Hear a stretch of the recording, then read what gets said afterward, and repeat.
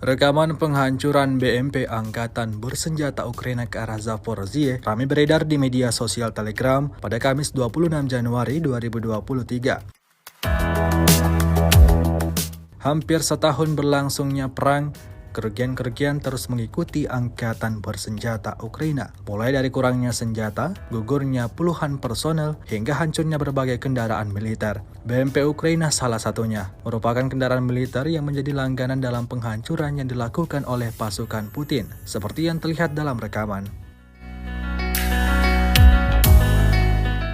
Menggunakan bantuan proyektil artileri berpemandu Krasnopol, militer Rusia berhasil meledakkan BMP Ukraina tersebut. Hingga video ini beredar, beragam komentar dituliskan warganet.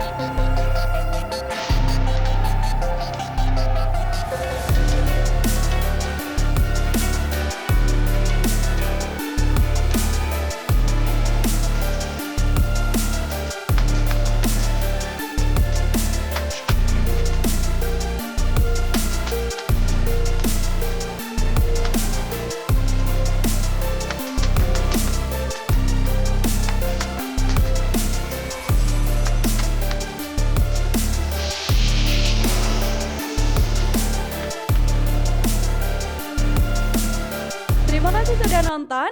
Jangan lupa like, subscribe, dan share ya.